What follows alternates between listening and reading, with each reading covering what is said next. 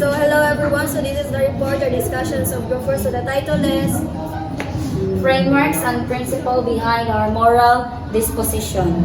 Moral Goods. Moral goods are ethically good things, actions, or states of being, rooted in principles like justice and well-being.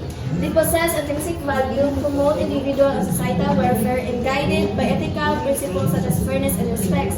So ang moral goods ay kay bali basic things na siya nga kanang mo'y mo guide nato if ang atong actions ba ang result ba sa atong action kay good ba siya or bad. Then ang moral goods like contain siya 5 characteristics which is self-preservation, procreation, knowledge, sociability, fellowship with God.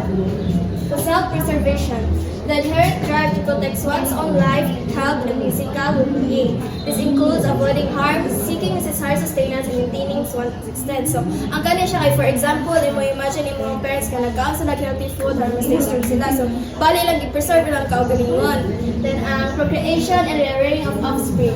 The natural invitation to reproduce and to care for and education of one's children. These goods highlight the continuation of human species and the nurturing of new life. So, ang kanya siyang procreation and rearing of offspring kay bali kuan sila nang create sila new life or new species na human. Then ang kanya siya kay bali lagi kuan ani ganang dili bitaw mahunong ang species sa human sa kalibutan bitaw. Knowledge, the natural desire to learn, understand, and seek truth. This encompasses intellectual curiosity, education, and the pursuit of wisdom, as well as the rejection of falsehood and deliberate ignorance. Ang knowledge bitahan, katoy lang i-create ng new life or new species, kaya lahat itong tuluan sa pagbasa, sa pagstorya, para bitaw ka na ma-aware sila sa itabo sa itong kalibutan bitaw. Then, sociability is the inherent tendency to live in groups, form friendships, and cooperate with others.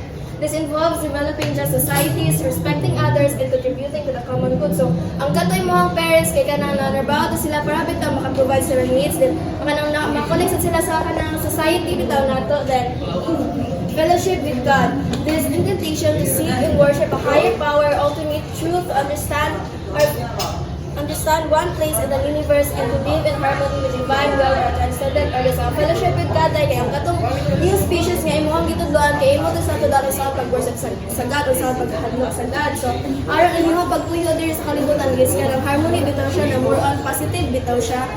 So, human acts. These are actions that proceed from a deliberate will.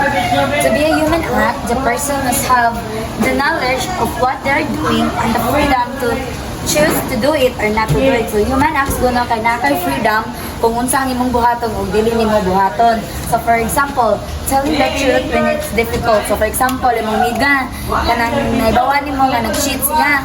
So, ikaw naman sa imong principle nga dili ka mo tolerate og cheater. So, ang imong gibuhat kay imong gitugan sa iyang uyab, nga mao na nag-cheat siya. So, even it's difficult kay mo baya siyang miga, pero dili man ka mo tolerate ang minana nga mga cheating. So, ang imong gibuhat imo jung gitugan niya sa laki.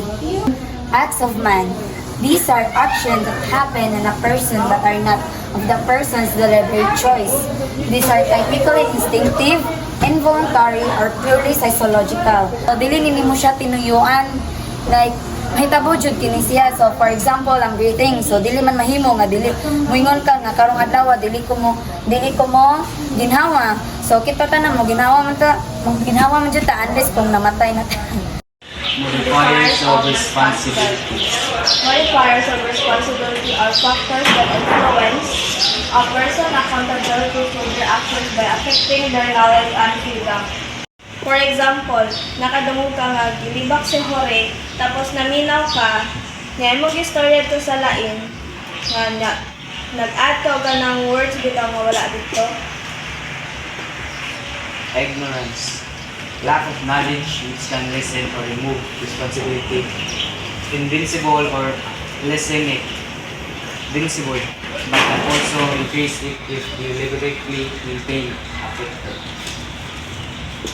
So, for example, nayabakan ni Hore nga kanang nainisulti nga gilibak siya, gikawat daw niya ang cellphone, tungod ato, naapektuhan niya ang pag-eskwela o wala na sa ka-report sa ilang projects.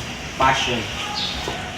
Passion, strong emotions which can lessen responsibility if sudden and overwhelming, but increase it if deliberately fostered. So, for passion, example, kato si Jorge, naapektuhan ng iyang emotion or mental health. Tapos, tungod dato nga istorya, si Jorge, ano siya kay, lagi wala siya ka kuan sa lang project nga reporting. Third, fear.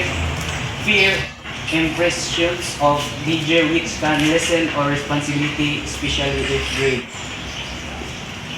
So, for the fear, for example, katong si Jorge, wala na siya ka-report, tapos wala na siya na eskwela kaya nahadlok na siya sa kanang mga storya sa mga taong dito about niya. Fourth, violence. Violence, external force or coercion, which can remove responsibility if irresistible. So, for violence, kanang example, si Jorge, kanang itong kuan, kanang sa iyang kaguol, nakaunaw na siya nga kanang what if magbiti na lang siya para masolbad ang iyang problema. Last, habit. Habit, repeated action which can lessen or responsibility if the habit was not deliberately formed or is difficult to break. So, for habit, for example, katong nga kanang about sa libak, ikaw nga nalibak, imo naggihabit ang pagpalibak sa kanang lain nga tao nga nag-add ka istorya, imo na siyang permanent. Determinants of morality. The determinants of morality are the object, intention, and circumstance of the human act. So, ang object is tinuod, ang intention, inuyuan, and circumstance is kanang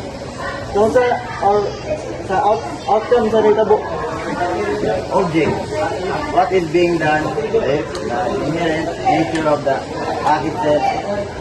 So, example sa mga object is killing. Kaya tinuod na siya o helping ng lying. So, ang killing kung may pagpatay, so ang helping yung sinigitabangan, ang lying sa inyong pagpapatay. Intention. Why the act is being done, the purpose or motive of the agent. So, sa mga intention, sa mga example to save a life. For example, na-discuss ka, imo sa i-save bitaw. So, intention na nimo na imo sa i-save, like nalumos, mutawag kag emergency rescue. So, imo may intention na imo i-save siya. Circumstance. The conditions surrounding the act. So, example na mo, sa circumstance is who, what, where, when, how. So, ang dili kay kinsa siya, asa siya nitabo, o unsa orasa siya nitabo, kinsa siya na siya pangalan niya. Talking about conscience as moral practical judgment refers to our innate ability to discern between right and wrong and make decisions based on that understanding. It is often described as an inner voice or a moral compass that guides our actions and evaluate our choices. The intellect, concrete application of ethical principles to a specific, imminent or past action, determining it is a good or bad. It acts as an internal function guide to tribunal that motivate action and judge behavior rather than just feelings. Ang salibutan konkreto nga paggamit sa ethical nga prinsipyo sa usa ka espesipiko nga mag-guide sa usa ka tribunal nga pagpalihok sa aksyon o maghukom sa pamatasan kaysa pagbati. For example, isa ka employee na kakita og wallet sulod sa office nga sulod kwarta og ID card. Yan ang iyang una na ang pagpangawat is sayop. Ug may pag-iuli nilang yang kitaka sa pamilya. O ang nauna sa ang iyang nauna o iyang hipuso ng kwarta mahimo siya nga kawatan mo to na decision siya nga may pag-iuli niya ang wallet sa tagiya kaya ang result nauli ang pitaka sa tagiya. Principle of double effect. Principle of double effect is a moral guideline often used to evaluate actions that have a good outcome and a bad outcome. It suggests that it's permissible to perform an action that has a foreseen harmful side effect if certain conditions are met. For example, cancer treatment during pregnancy. A doctor removes a cancerous uterus to save a pregnant woman's life. Ang doktor kuno remove niya ang usa ka cancer nga naa sa uterus sa usa ka buntis nga babay. Ang intention kay ma-remove ang cancer sa babay. But the wrong side is namatay ang bata. Na force o pagpakuha ang bata tungod sa cancer. So, that's the principle of double effect.